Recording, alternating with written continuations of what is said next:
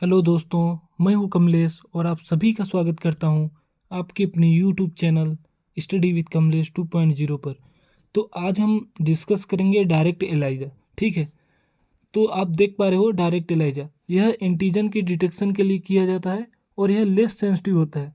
यानी कि जो आपकी बाकी जो एलाइजा मेथड हैं जैसे कि इनडायरेक्ट, सैंडविच और कम्पिटिटिव, उनकी तुलना में यह लेस सेंसिटिव है। ठीक है, इसलिए इसका यूज बहुत कम किया जाता है। ठीक दोस्तों, एलाइजा की प्रोसीजर में हम जनरली 4 स्टेप करते थे। ठीक, तो सबसे पहले हम क्या करते थे, वेल को कोटेट करते थे या तो एंटीजन से या फिर एंटीबॉडी से।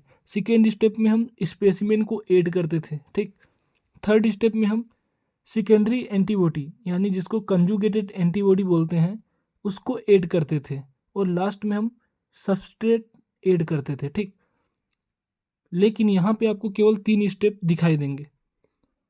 तो जो पहला स्टेप था, जो हम मार्केट से एंटीजन या एंटीबॉडी लाते थे और उसको कोड करते थे, वो यहाँ पे नहीं होगा, इसीलिए तो डायरेक्ट है। और बाकी के 3 स्टेप यहाँ पे होंगे।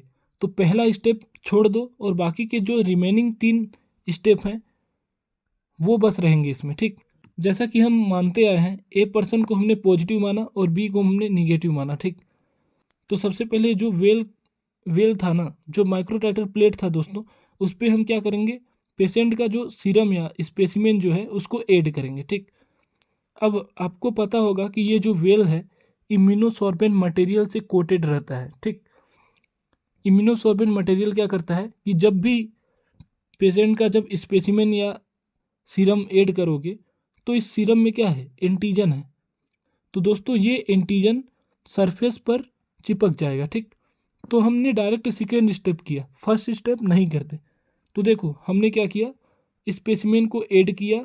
जब स्पेसिमेन जाएगा तो स्पेसिमेन में क्या था, एंटीजन, तो ये एंटीजन उसकी सरफेस पे चिपक गए यानी एडहेयर हो गए या फिर एडजॉर्ब बोल सकते हो। ठीक, अब बी वाला पर्सन जो था निगेटिव था दोस्तों, तो निगेटिव है तो इसके सैंपल में कोई भी एंटीजन नहीं है। ठीक, तो ये और ये दोनों फर्स्ट स्टेप का पार्ट है। ठीक, अब देखो सेकेंड स्टेप में क्या करते हैं, हम डायरेक्ट कंजुगेटेड एंटीबॉडी ऐड करेंगे जो कि इस एंटीजन के स्पेसिफिक होता है। तो स्पेसिफिक भी है और अगेंस्ट भी है। ठीक दोस्तों, अगर ये HIV एंटीजन है तो ये एंटीबॉडी जो है ना, एंटी HIV एंटीबॉडी है। ठीक, यानी इसके अगेंस्ट है और ये इंजाइम से भी कोटेड है। ठीक, और थर्ड स्टेप में हम क्या करते हैं, सबस्ट्रेट ऐड करते हैं। तो ये इंजाइम क्या करेगा, इस सबस्ट्रेट को प्रोडक्ट में बदल देगा जो कि कलरफुल होगा। ठीक, तो यहाँ पे हमने सबस्ट्रेट ऐड किया जो कि प्रोडक्ट में बदल गया और प्रोडक्ट कैसा है, कलरफुल। और कलर की इंटेंसिटी को मेजर करने के लिए स्पेक्ट्रोफोटोमीटर यूज करते हैं। ठीक, तो देखो यहाँ पे कलर चेंज हुआ तो पॉजिटिव और नहीं हुआ तो निगेटिव। ठीक, जैसा कि इनडायरेक्ट और सैंडविच में होता रहा। जबकि कम्पिटिटिव में कलर आता था तो निगेटिव और कलर नहीं आता था तो पॉजिटिव। ठीक, तो डायरेक्ट एलाइजा का प्रोसीजर देखो, सबसे पहले क्या करते हैं, 3 स्टेप होता है। ठीक, तो सबसे पहले हम एक माइक्रोटाइटर प्लेट या एलाइजा प्लेट लेते हैं, इसमें पेशेंट का स्पेसिमेन ऐड करते हैं। मतलब हमने यहाँ पे फर्स्ट स्टेप हटा दिया। जो हम करते थे कि जो बाहर से मार्केट से एंटीजन या एंटीबॉडी लाते थे और उसको कोट करते थे, यहाँ पे ऐसा कोई नहीं करते।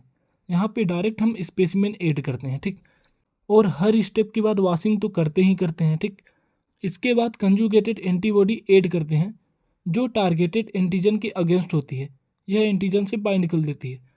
तो दोस्तों जो भी आपने स्पेसिमेन ऐड किया था, यदि बंदा पॉजिटिव है तो उसके स्पेसिमेन में होगा एंटीजन, तो एंटीजन तो कोट हो गया ना, एक तरीके से सरफेस पे चिपक गया।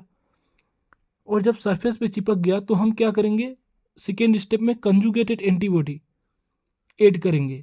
तो वह कंजुगेटेड एंटीबॉडी होगा, एंटीजन से बाइंड कर जाएगा। ठीक, और इसके बाद फिर से वॉशिंग कर देंगे ताकि जो अनबाउंड है वो निकल जाए। देखो इसके बाद क्या करते हैं, इसके बाद हम सबस्ट्रेट ऐड करेंगे और सबस्ट्रेट क्या करेगा, एंजाइम्स पर एक्ट करेगा और उसे कलर प्रोडक्ट में बदल देगा। ठीक, तो ये तो जानते ही हो।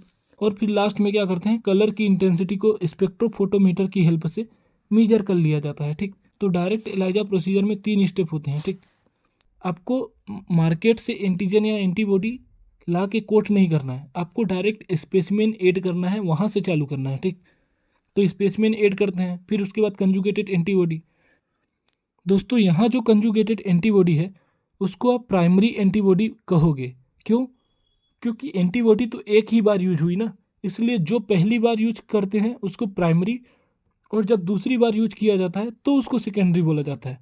तो यहाँ पे जो कंजुगेटेड एंटीबॉडी है ना, उसको प्राइमरी एंटीबॉडी मानोगे आप। ठीक, तो इसके दो नाम हो सकते हैं, conjugated antibody, enzyme linked antibody और प्राइमरी एंटीबॉडी, इसी को बोलोगे क्योंकि इसमें प्राइमरी का काम कर रहा है। ठीक, देखो सबसे पहले स्पेसिमेन ऐड करेंगे। ठीक, तो स्पेसिमेन में एंटीजन है तो एंटीजन उस वेल की सरफेस में एडजॉर्ब हो जाएगा या फिर एडहियर हो जाएगा। ठीक, फिर क्या करेंगे, कंजुगेटेड एंटीबॉडी ऐड करेंगे और यह कंजुगेटेड एंटीबॉडी इस एंटीजन से बाइंड कर जाएगा।